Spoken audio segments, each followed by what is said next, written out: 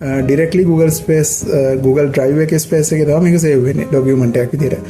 ඉතින් ඔයාලට ඒකෙන් මැනේජ් කරගන්නත් පුළුවන් ඩොකියුමන්ට් පස්සේ ඉතින් රයිට්. එතකොට දැන් මෙතන අපිට සේව් කරන්න ඔටෝමැටිකලි මේක සේව් වෙලා තියෙන්නේ රයිට්. මෙතන තා වෙනවනේ move කියලා. ඒ කියන්නේ මම කලින් කිව්වා මේකෙන් move කරන්න පුළුවන් ඩොකියුමන්ට් එක දැනට තියෙන්නේ සාමාන්‍යයෙන් Google ලගේ Google Drive එකේ හෝම් එකේ ඇත්තේ. එතකොට අපිට මේක රීසන්ට් වල ඇත්තේ. එතකොට අපිට මේක මූව් කරගන්න පුළුවන්. අපිට ඕන ෆෝල්ඩර් එකක් හදලා දාගන්න පුළුවන්. ඒ ටික අපි පස්සේ කතා කරමු ඉස්සරහට.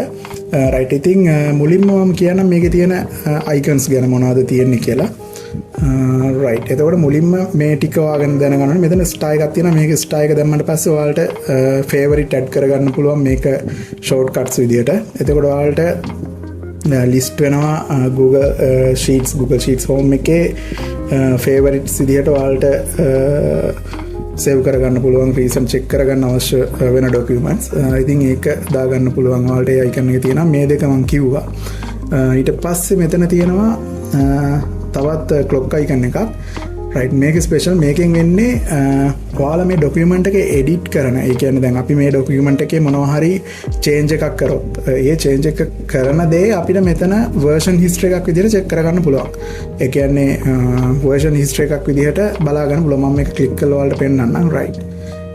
ඕකේ. මේ විදිහට ක්ලික් කරාම ඔයාලට පෙන්වනවා ඉතින් මෙතන today අද ටයිම් එක දැන් ඔයාලටගේ PC ටයිම් එක පෙන්නනවා.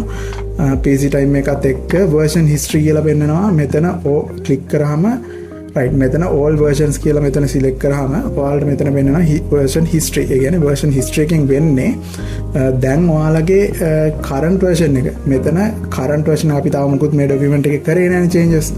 ඒ නිසා current version එක තමයි මෙතන මේ විදිහට status එක පෙන්නන්නේ. current version එකේ empty document එකක් තියෙන්නේ.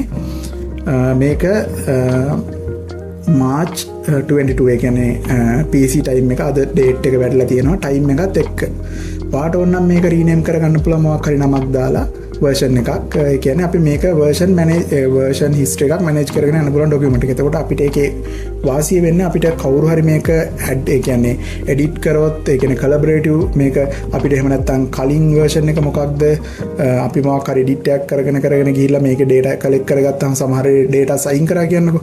ඊට පස්සේ ඒ data එක ආපහු අපිට බලා ගන්න අවශ්‍ය නැහැ. අපි කවද්ද අයින් කරේ කොතනද මේක තිබ්බේ ඒ දේවල් බලා ගන්න ඕන නම් මේ විදිහට version history එකක් manage කරගෙන යන්න පුළුවන්. ඉතින් ඒක ඇත්තටම වැදගත් වෙනවා සාමාන්‍යයෙන් industry level work වැඩ කරද්දී කියන්නේ අපි සාමාන්‍යයෙන් company works responsible works කරද්දී අත්‍තරම අපි දෙයක් data එකක් නැති වුණොත් ඒක missing වුණොත් ආය අපිට හොයාගන්න බැහැනේ. ඊට පස්සේ අපිට කලින් මේ දේවල් කොහොමද තිබ්බේ කියලා බලා ගන්න බෑ. මේ දේවල් වලට අත්‍තරම මේ විදිහට version history එකක් manage කරන එක ගොඩක් හොඳ දෙයක්. ඉතින් එතකොට මෙතන current version කියලා පේනවා දැනට තියෙන version එක. මෙතන පෙන්නනවා මේ version එක මේක edit එකක් හරි නම් ඒක ඒ modification එක කවුද කරේ කියන user කවුද කියලා මගේ account එකෙන් මම විතරනේ දැනට මේ document එක use කරන්නේ. එතකොට මගේ නම පෙන්නනවා. ඒ කියන්නේ මගේ Google account name එක. right ඔය විදිහට තමයි මේක තියෙන්නේ. මම මෙතන right මුකුත් දැනට changes මුකුත් කරේ නැහැ document එකේ නිසා මම මේක කල්ලා පෙන්නන්නම් එකක්. මෙතන අපි back වෙමු. right back වෙලා අපි මේ විදිහට කියමු මෙතන right D කියන සෙල් එක. right මම මෙතන මේ විදිහට පෙන්නනවා. මම මේක ඉස්සරහට කියන්න කොහොමද වෙන්නේ කියලා මොකක්ද කියන එක. මෙතන අපි A කියලා type කරලා පෙන්නන්න. right මම A කියලා type කරලා පෙන්නවා. එතකොට A කියන එක type කරා. right ඊට පස්සේ අපි මෙතන version history එකට ගිහිල්ලා බලමු. ඕකේ රයිට්. මෙන්න මෙතන ආපහු version එකක් අලුතෙන් හැදිලා තියෙනවා. මම මේ version එක හදලා තියෙන්නේ කියන්නේ auto create වෙලා තියෙනවා. ඒක automatically වෙනවා මේ system එකෙන්ම. එතකොට March 22 6:38 pm 6:38ට modification එකක් කරලා තියෙනවා. මෙන්න මේ cell එක. ඔයාලට මේ cell එකත් indicate කරලා තියෙනවා මොකද්ද modification එක කියලා. A කියන එකක් type කරලා තියෙනවා. ඒක කරලා තියෙන්නේ කරලා තියෙන යූසර්ගේ නේම් එකත් මෙතන යටින් පේනවා. right ඔය විදිහට තමයි ඔක වැඩ කරන්නේ version history එක. ඉතින් ඒක සාමාන්‍යයෙන් automatically create වෙනවා. ඔයාලට ඕන නම් manually මෙතන name එක change කරලා ඔයාලට save කරලා තියාගන්න පුළුවන්. මේක කොහොමද ඉස්සරහට මේ කියන්නේ ඔයාලට වැදගත් data තියෙනවා නම් ඒ දේවල් අපව review කරගන්න. ඉතින් review කරගන්න අවශ්‍ය නම් ඒක ඒ option එක use කරන්න පුළුවන්. right අපි දැන් මේක delete කරගමු.